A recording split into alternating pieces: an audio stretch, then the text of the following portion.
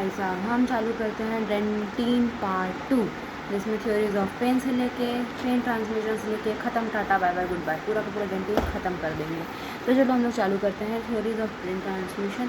3 तरह के थ्योरीज होते हैं पेन ट्रांसमिशन के, मतलब जो हमारे दांतों में सेंसेशन होता है, सेंसिटिविटी होती है, वो उसके 3 कारण हो सकते हैं, ऐसा साइंटिस्ट बोलते हैं।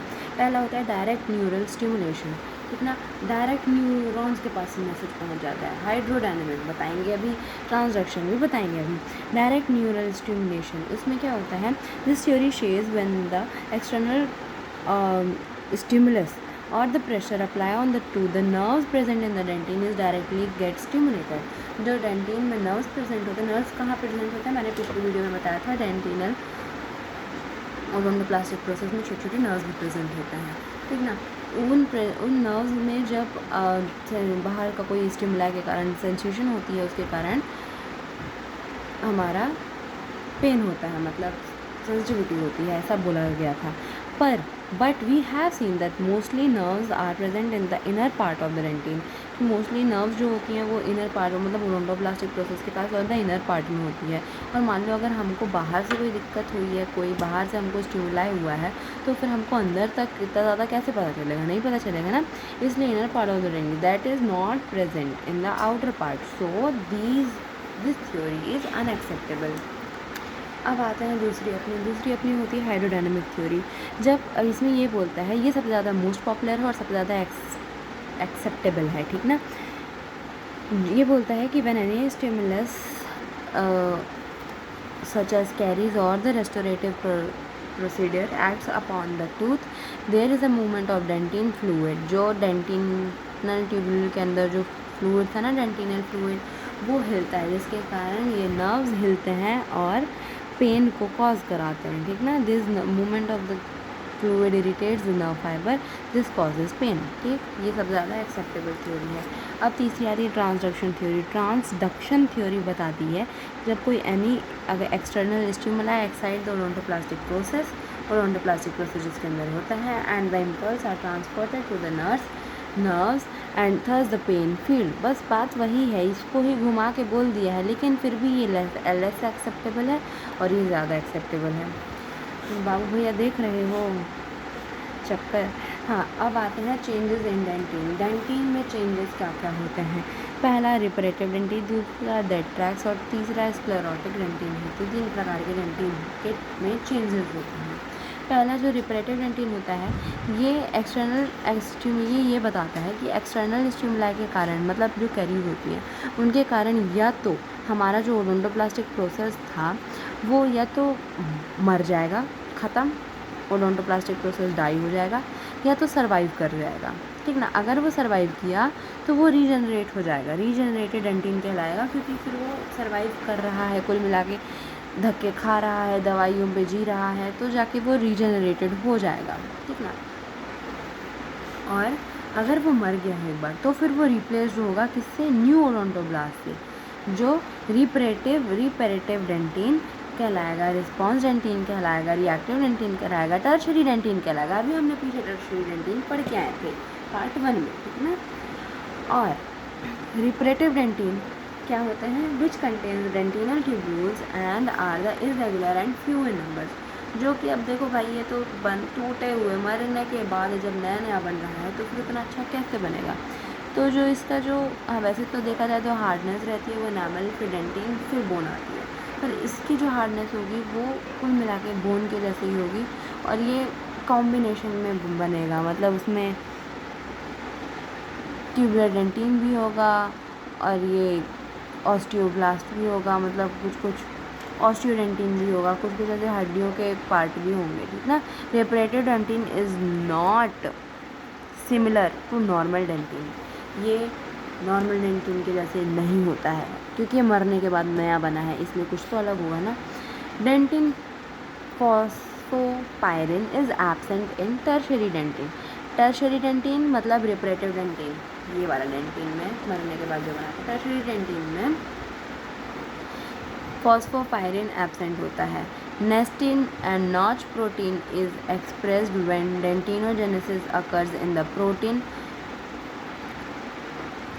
Occurs This protein is absent in adult and re-expressed in the reparative dentin or tertiary dentin. नेस्टिन notch जो प्रोटीन होता है वो एक्सप्रेस होता है डेंटिनोजेनेसिस के प्रोसेस में. ये प्रोटीन एब्सेंट मिलता है हमको अडल्ट में, पर ये रीजनरेट हो जाता है जब रिपरेटिव डेंटिन या फिर टर्शियरी डेंटिन बनता है तब. अब डेट्रैक्ट्स क्या होता है? It is a ground section of the tooth is made up of observed in the microscope and odontoplastic process is present. Odontoplastic process is present inside the tubule and it is disintegrated. This tubule is filled with air. This under microscope appear black colour का. Transmitted light में हम लोग को dead tracts जो है transmitted light में black colour का दिखता है, रिफ्लेक्टेड लाइट में वाइट कलर का दिखता है. ठीक ना. काली चाय, टी से tea, transmitted black tea, white reflected light pulp मतलब rum, white rum black tea dead tracts में होता है. अब स्क्लेरोटिक डेंटिन क्या होता है? Mostly found in the root dentin. Sclerotic dentin mostly root में मिलता है हमको. कितना? Found in adulting people and in is slowly progressing caries. इन इसलिए जब धीरे धीरे कैरीज बनता रहता है तब स्क्लेरोटिक डेंटिन भी बनता रहता है. When stimuli act on the dentinal tubule, जब कोई कैरीज डेंटिनल ट्यूब्यूल को छेड़ती है तो collagen fibres and the hydroxyapatite crystals जो इसमें होते हैं is begins to upright the dentinal tubule to appear dentinal tubule. ये क्रिस्टल्स और ये कोलेजन फाइबर डेंटिनल ट्यूब्यूल में अपीयर होना चालू हो जाते हैं एंड दे ग्रो और वो उगते हैं, बढ़ते हैं. After some time the tubule is totally blocked and this newly formed dentin is called sclerotic dentin. ठीक ना. sclerotic dentin or the transparent dentin, because the refractive dentin index of the tubule is equalized so it becomes transparent. This is hard but the fracture toughness is reduced. It blocks the dentinal tubule so it reduces the permeability of dentin. जब ये sclerotic dentin अब हमारा हुआ क्या, हमारा जो ओडोंटोब्लास्टिक tubule मतलब process के बाहर जो डेंटिनल ट्यूब्यूल था ना, उसमें हुआ क्या, जब धीरे धीरे कीड़े पड़ने लग गए हैं. ठीक ना. या फिर अडल्टिंग पीपल में मतलब मोस्टली ये रूट के पास मिलता है हमको. ठीक. अब इसमें क्या है, अगर कोई एक्सटर्नल स्टिमुला एक्ट किया है और ये तो इसके अंदर जो हमारा जो फ्लूइड था ना डेंटिनल फ्लूइड, उसमें कोलेजन फाइबर्स और हाइड्रोक्सीएपेटाइट जो क्रिस्टल्स होते हैं वो जमना चालू हो जाते हैं, जिसके कारण पूरा का पूरा वो हमारा ट्यूब्यूल भर जाता है जिससे, और वो टफनेस को रिड्यूस करता है और डेंटिनल ट्यूब्यूल की परमेबिलिटी को भी रिड्यूस करता है. मतलब टफनेस को बढ़ाता है. अंडर माइक्रोस्कोप के अंदर और माइक्रोस्कोप के अंदर जो हमारा स्क्लेरोटिक डेंटिन होता है वो वाइट कलर का नज़र आता है ट्रांसमिटेड लाइट में, और ब्लैक कलर का नज़र आता है रिफ्लेक्टेड लाइट में, जो कि पूर्ण रूप से उल्टा है डेट्रैक्ट्स के. ठीक ना. डेट्रैक्ट्स में हमारा क्या हो रहा था, ब्लैक में ट्रांसमिटेड लाइट थी, वाइट में रिफ्लेक्टेड लाइट थी, पर इसमें ट्रांसमिटेड लाइट वाइट कलर में है और रिफ्लेक्टेड लाइट में ब्लैक कलर की है. ठीक ना. अब कुछ क्वेश्चन थे, बताओ कि व्हाट आर द एक्यूमुलेटेड और highlighted incremental line of dentin is called are the contour lines of the Owen. Most popular theory of print transmission is the hydrodynamic theory of dentin. ठीक ना. डेट्रैक्ट्स कितने का colour बताओ, transmitted light में black होता है, reflected light में white होता है. अब हम लोग आते हैं फॉर्मेशन ऑफ द डेंटिनोजेनेसिस. अब हमारे डेंटिन बनने की फॉर्मेशन को हम लोग पढ़ेंगे धीरे धीरे. ये दो स्टेप में होती है. पहला ऑर्गेनिक मैट्रिक्स फॉर्मेशन होता है, फिर मिनरलाइजेशन होता है. कुछ फैक्टर्स हैं जो डेंटिनोजेनेसिस को इफ़ेक्ट करते हैं. पहला है डेंटिन फॉस्फोप्रोटीन, दूसरा है ऑस्टियोनेक्टिन, तीसरा है ऑस्टियोपोन्टिन, चौथा है ग्लाप्रोटीन, पांचवा है कॉन्ड्रोइटिन सल्फेट और छठवा है मैट्रिक्स वेसिकल. ठीक ना. तो क्या क्या इन्फ्लुएंस करता है? इन्फ्लुएंस मतलब बढ़ाता है. Factors which influence the डेंटिनोजेनेसिस.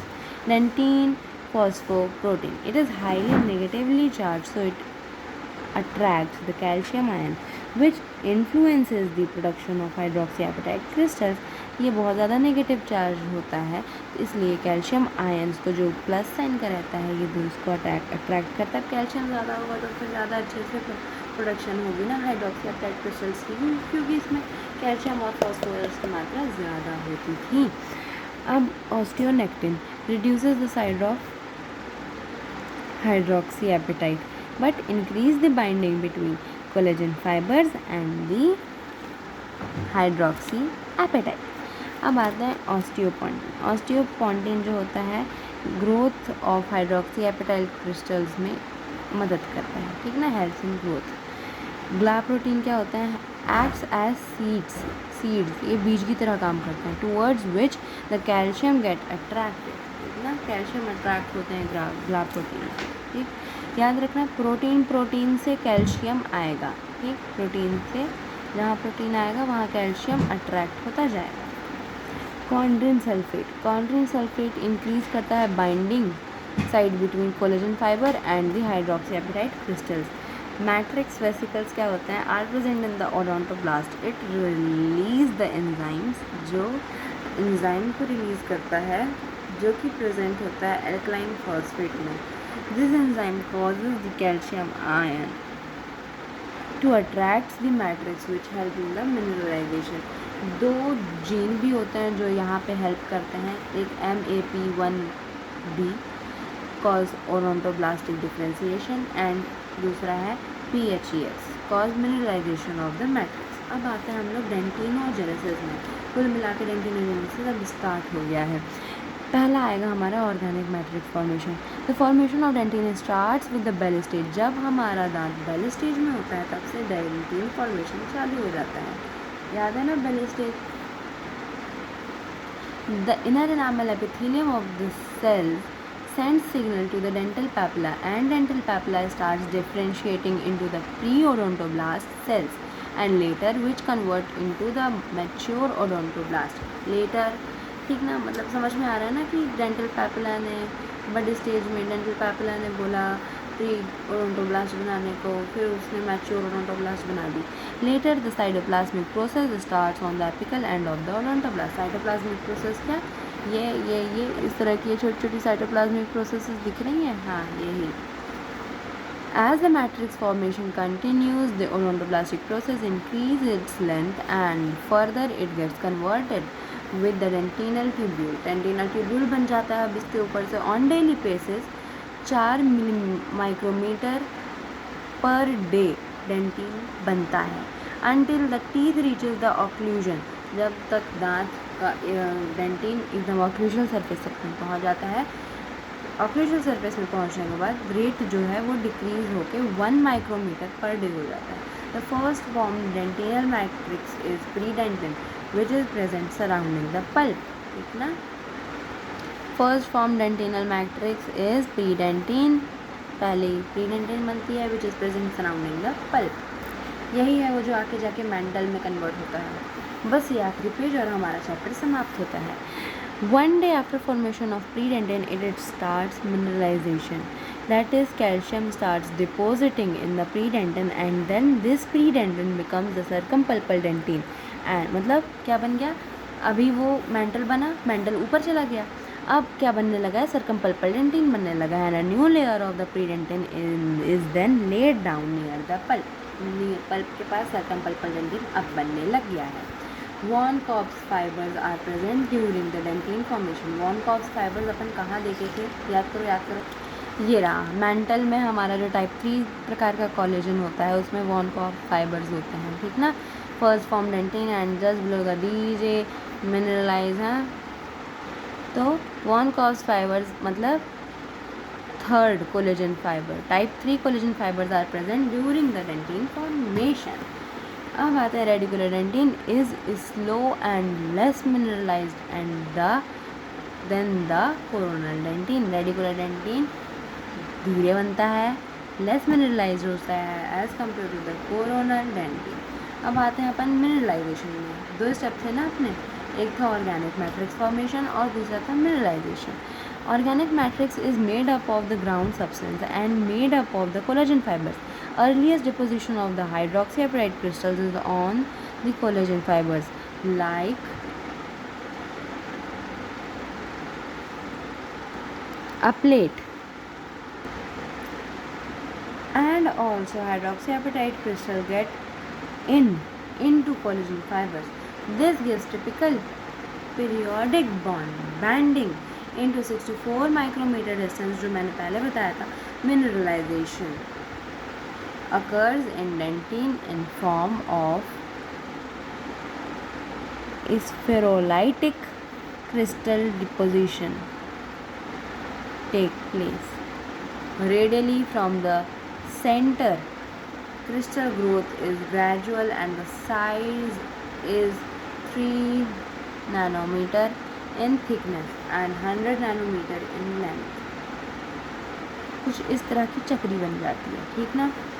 अब hydroxyapatite crystals is present in dentin. Hydroxyapatite crystal present in dentine is 300 times smaller than the hydroxyapatite crystals present in the enamel. ठीक.